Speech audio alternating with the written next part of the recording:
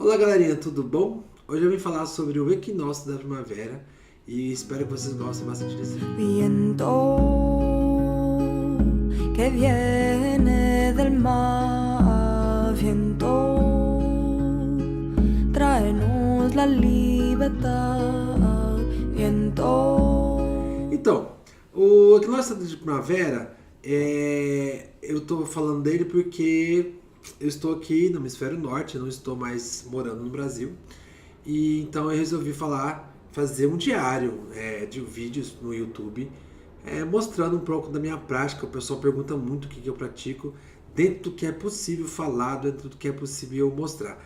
Bom, nas tradições mágicas japonesas, a gente não celebra que nem na bruxaria 8 sabás, várias coisas. A gente celebra alguns pontos importantes e celebra datas específicas de algumas divindades. Bom, nesse caso, duas celebrações são extremamente importantes dentro do nosso calendário mágico, que são justamente os equinócios, que é o equinócio vernal, ou seja, o equinócio de primavera, e o equinócio autumnal, ou o equinócio de outono, né? Que são justamente os dias, que são apenas 2 a 3 dias, onde a noite e o dia têm o mesmo número de horas. Então, o dia e a noite são iguais. Isso se constituindo para a gente num portal de energia muito importante. Bom, eu vou falar um pouco sobre isso e eu vou mostrando as diferenças depois entre celebrar como um Onmyo-ji dentro da minha tradição e como eu celebraria sendo japonês, como o povo japonês celebra. Bom, eu não sou japonês, né? Mas eu pratico o Onmyo-do. Bom, para começar, eu vou pegando minha colinha aqui, tá, gente? Eu fiz algumas, porque senão, se eu não tiver colinha, eu falo bastante.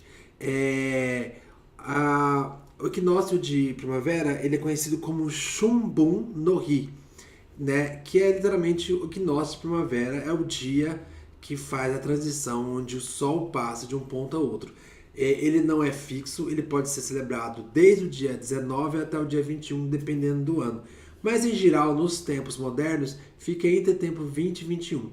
Né? Eu não vou adentrar nesses detalhes, porque eu teria que falar sobre algumas questões. Mas eu vou comparar um pouquinho o que era feito antes e o que é feito agora. Bom, o Shunbun no Hi, ele está dentro de uma celebração maior, que a gente vai chamar de Haru no Higan, que é uma semana inteira para celebrar a primavera. São 3 dias antes do equinócio e 3 dias depois do equinócio.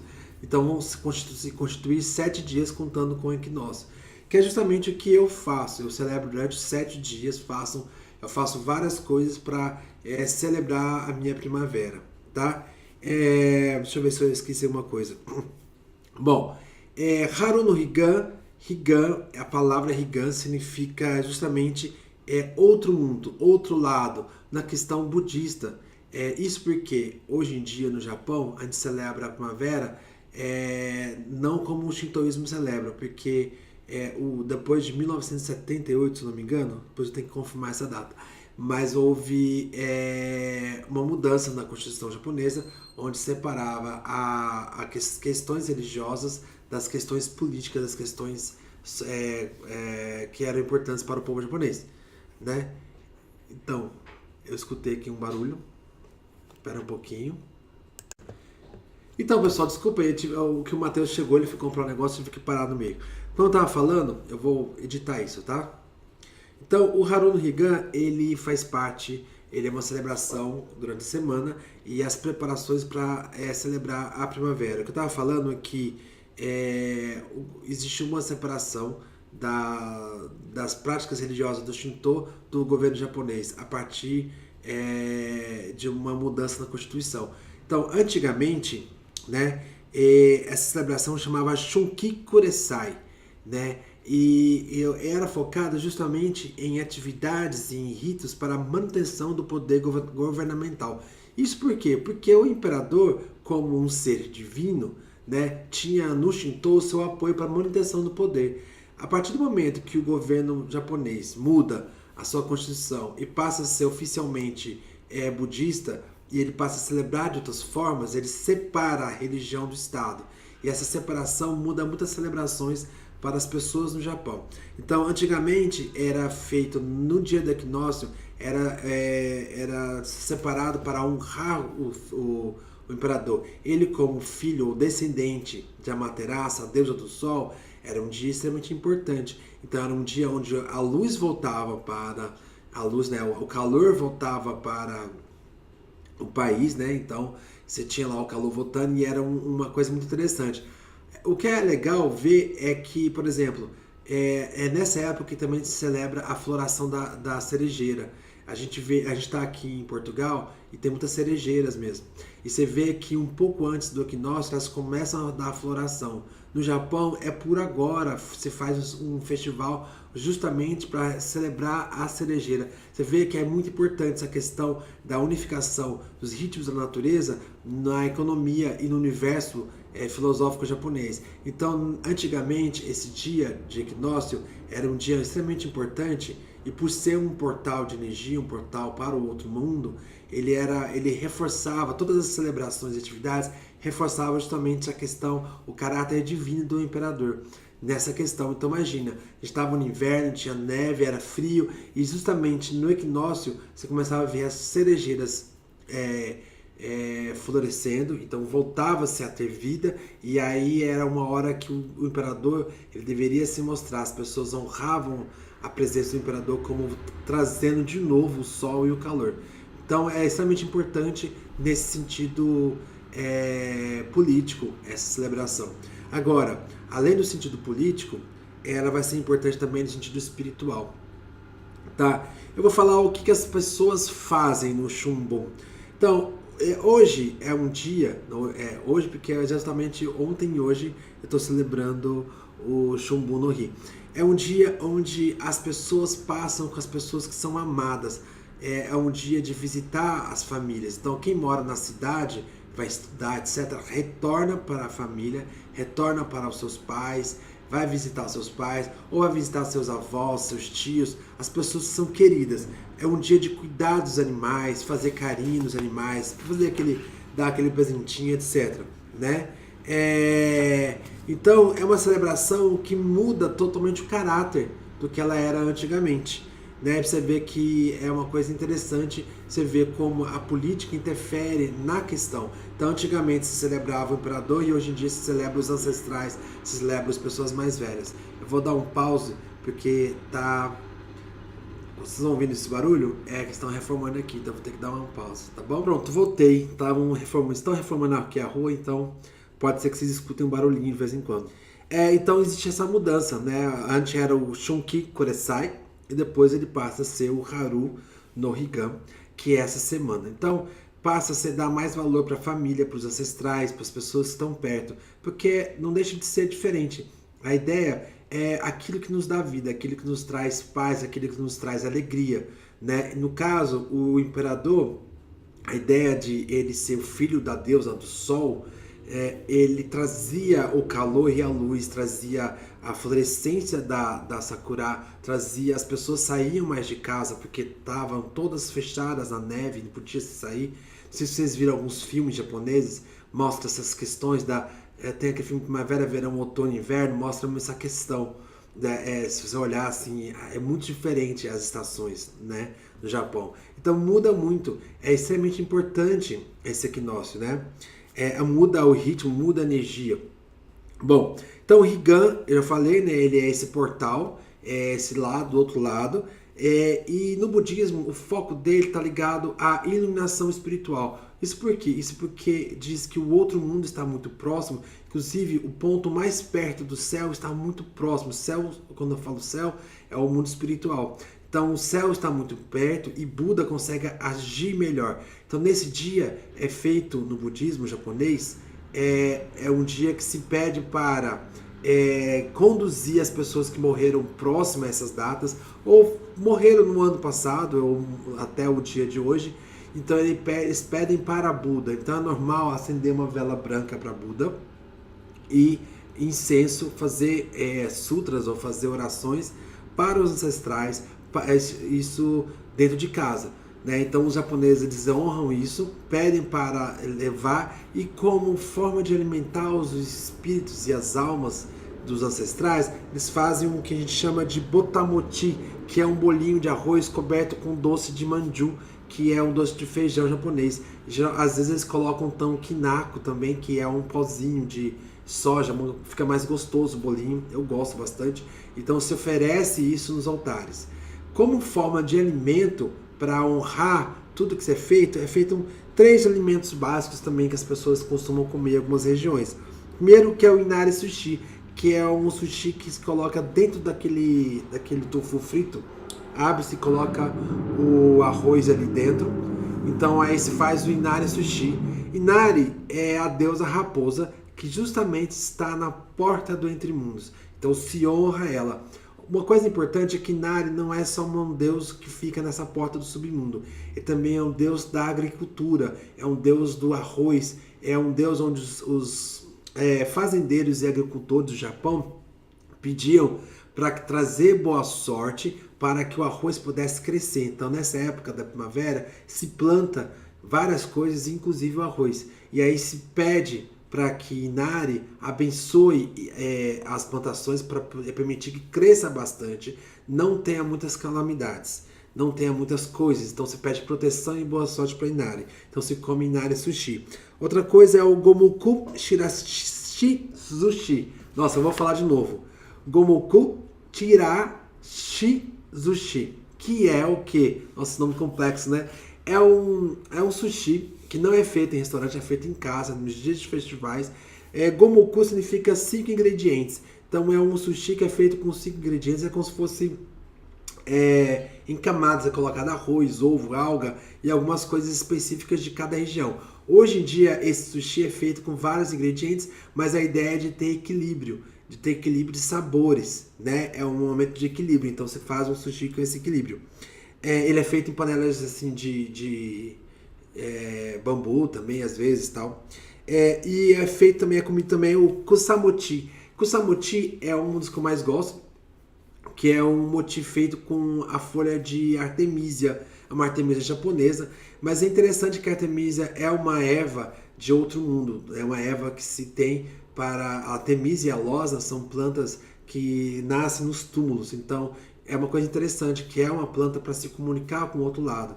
Então você vê, os alimentos têm a ver com isso também. Isso são as pessoas que não são magos, bruxos que fazem, são pessoas do dia a dia. Como o japonês é um povo muito místico, né, vamos dizer assim, é um povo muito supersticioso, tem muitas crenças, etc. As práticas mágicas meio que se misturam. Isso é uma coisa interessante, que no Myodo e o Shinto não se dissociam muito. Não é uma coisa muito separada do dia a dia. O que acontece é que dentro das tradições esotéricas, as tradições mágicas, coisas específicas acontecem, coisas específicas são celebradas. Além do que eu estou falando, isso aqui é o dia a dia. Isso aqui é celebrado no dia da primavera para a maior parte das pessoas. Então é uma coisa normal para eles, né? É como a gente que é brasileiro celebra as coisas de católico, dos santos, etc. Ou às vezes também dos orixás. A gente tem isso inerente à nossa cultura, independente da nossa religião, né? Bom, então esses são os alimentos que as pessoas comem. Bom, como eu já falei então, nos tempos antigos, o diferente é que a celebração da primavera é uma forma de manter e dar suporte aos ideais do governo, né? Uma coisa também que nos tempos antigos era o dia que se celebrava a morte dos soldados que caíam em guerra, ou seja, que eram derrotados em guerra. Era um dia para celebrar os heróis, né? Então era um dia para lembrar e fixar das pessoas que lutavam as guerras para cada povoado, etc. Né? Bom, nos dias atuais, o que eles fazem? Eles visitam as pessoas amadas. Então, os familiares, as pessoas realmente, os casais. Não é dia dos namorados, mas é um dia que você visita as pessoas que você quer perto. Porque é um dia para ter alegria. Se limpe as casas e os altares. Nas casas japonesas tem o Butsudan e às vezes o Kamidaná. Então é um dia que se limpa os altares, limpa-se a casa, retiram as coisas. É um dia de cuidar dos mais velhos, que são os que são mais próximos dos ancestrais, pessoas que têm mais conhecimento. Ofertar o kusamochi, kusamochi não. Ofertar como chama? O botamochi no altar dos ancestrais, fazer as ofertas coerentes, né?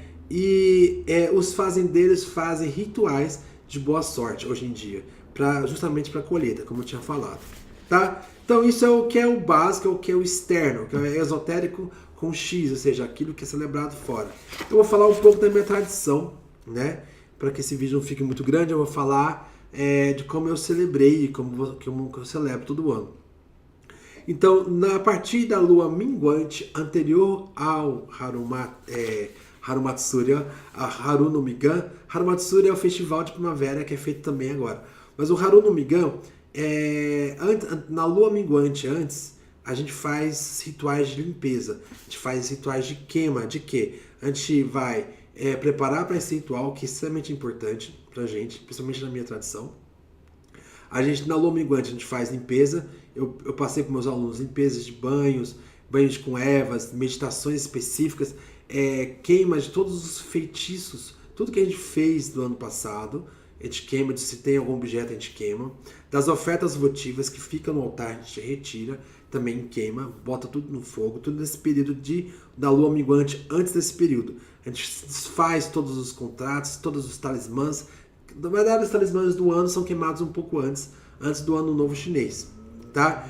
Engraçado, uma coisa interessante é que no ano novo chinês também tem o kanji de Haru, que é a ideia de começo do ano lunar chinês, é a ideia também que se começa a primavera. Então na China, a primavera ela é celebrada também no ano novo chinês, que é quando se começa o ano de verdade. Mas o equinócio, que é a parte quando se passa, é quando a gente faz justamente o Chumbun, tá? Bom, a gente vai observar também nesse período anterior, vai fazer uma pesquisa para saber qual lua que vai ser, porque isso muda um pouco a celebração, qual dia da semana que vai cair, isso também vai alterar as cores do altar, né? No caso, caiu na quinta-feira, então a gente usou cores na quinta-feira, né? E aí a gente vai fazer algumas coisas. A primeira coisa que eu faço no meu caso foi bom porque eu mudei de país, então eu aproveitei essa mudança para fazer as mesmas coisas, que são coisas parecidas. A gente vai celebrar, a gente vai honrar os deuses da calamidade. Existem na tradição chinesa e japonesa deuses deuses e seres das calamidades. O que é isso? Aqueles que controlam as calamidades. No caso, eu celebrei Ryujin. Ryujin é o deus dragão do mar, que ele controla os tsunamis. E todas as calamidades que acontecem na nossa vida é o Ryujin que barra. Então eu vou lá, honrei ele e pedi para que ele levasse as calamidades do ano passado, as coisas que aconteceram, e quebrasse meu vínculo com tudo que precisasse. Então eu faço isso. Eu faço uma meditação também para tentar puxar tudo e lembrar de todas as coisas que estão me bloqueando. Eu tento ver as linhas de energia que estão me bloqueando. Depois eu faço a queima de feitiços e a purificação. Isso nos dias que antecedem. No dia, ao acordar, a gente honra os ancestrais, no altar de Buda mesmo, ou no Butsudan, tanto faz, pode ser as duas coisas. É aquilo que eu falei, acende vela para Buda e faz a oferenda. Aí a gente faz a oferenda para os deuses dos portais. No caso, independente da tradição que você participe, é um dia que você vai honrar os deuses dos portais. Pode ser Inari, pode ser Hecate, Papaleguá, pode ser Hermes. São deuses que cuidam dos portais, os deuses do entre mundos. Depois, na minha tradição, a gente faz uma honra para Seril, que no caso está ali. Se vocês estão vendo ali atrás, eu vou colocar imagens depois no vídeo da celebração que eu fiz para Seril. Aliás, no vídeo eu vou editar esse vídeo, né? Vou colocar algumas imagens interessantes. A gente coloca ali no altar as frutas da época, porque o Seril, ele na tradição chinesa, ele é ligado a elemento madeira, que é a primavera. Então a gente celebra o Seril. Seril não é Ryujin, são coisas diferentes. Ryujin é o deus do mar, é o deus das calamidades, é um dos deuses das calamidades e é um deus extremamente importante no Japão. Tem outros nomes. Eu vou fazer um vídeo só sobre ele. E o Seril é o deus dragão, que faz parte dos Shijin, que são os 4 seres que ajudaram a criar o universo. Então, na primavera é o dia que eu entro em contato com o Seril. É a época que a gente entra em contato com ele. A gente honra ele e também honra todos os dragões. E vai honrar seres que estão ligados a Seril, como o Kanon, aí tem os próprios guardiões. Uma coisa interessante é que no altar de Seril a gente não coloca a fênix. Por quê? Porque é uma coisa que eu geralmente coloco. Porque a fênix é um dos inimigos mortais de Seril. Eles brigam por território. Então no altar, se você olhar ali, eu não coloquei. Depois as imagens vocês vão ver no meu Instagram, no Instagram do Doshi, e da Marro, eu não coloquei a Fênix no altar. Por quê? Porque ela é inimiga do Serial. Isso é importante lembrar. Bom, aí eu faço oferendas de alimento. No caso aqui eu coloquei uns ovinhos de chocolate, porque aqui tem um monte no supermercado, eu coloquei, porque ele lembra essa coisa do Ostara, da primavera, né? Só pra fixar, mas eu coloquei frutas, coloquei romã, a romã como uma fruta do submundo, coloquei pera, maçã, uva, framboesa e castanhas, mel, água e a bebida do local. Como eu estou em Porto, eu coloquei um vinho do Porto, que é uma bebida importante do local. Então, como algo que eu estou ofertando para os seres, os dragões e os seres da primavera, tá? Para Buda eu coloquei uma vela branca e um incenso de sândalo. Deixa eu ver se eu esqueci mais uma coisa. Aí, a parte que eu não posso falar muito é que é justamente na primavera onde nós celebramos os mistérios da nossa tradição. É um dos pontos onde a gente celebra os mistérios. Esses mistérios têm a ver com a renovação de poder, renovação dos contratos com os deuses. É nessa época que a gente renova os contratos com os deuses, porque a gente tem que fazer isso todo ano. Todo ano que a gente vai celebrar, vai organizar nossa forma de culto para os deuses. Lógico que também nos dias dos deuses a gente faz isso. Eu não posso falar como eu faço isso, porque faz parte da tradição, mas é um período para fazer isso. Eu esqueci de falar, Higan não é celebrado só na primavera. Higan é uma celebração budista, ela é celebrada tanto no equinócio de primavera como no equinócio de outono. Eu vou tentar colocar isso em algum lugar para vocês entenderem, mas é porque é justamente na questão dos portais. Bom, espero que vocês tenham gostado desse vídeo, ficou grande. Eu tentei correr, por isso que eu escrevi a minha colinha, porque se eu não escrever, eu fico louco. Eu vou ver se vai ficar bom esse vídeo, se não ficar eu vou gravar de novo, mas eu decidi gravar justamente no dia da celebração, porque se eu deixar para gravar depois, eu vou querer colocar muitas coisas. Então eu deixei aí o máximo possível. É um pouquinho da minha tradição. A cada vez que eu puder falar da minha tradição, que eu puder falar sobre uma celebração que eu faço, eu vou gravar um vídeo, colocar no canal para vocês perguntarem. Procura perguntar mais coisa. Escreve no canal, segue, põe para seguir os vídeos. Tem muita gente mandando mensagens sobre várias coisas, tanto no Instagram. No Instagram agora tem o Doce Frederico, que é o meu Instagram pessoal, que é para justamente falar só de magia, de rituais, astrologia e outros assuntos que tem a ver com a magia. Eu separei do meu Instagram pessoal. E aí tem o Instagram da Escola de Magia. Então vocês sigam o Instagram, seguem aqui no YouTube, que a gente vai ter bastante novidade, tá bom? Beijo pra vocês. Tchau. Que viene del mar, viento.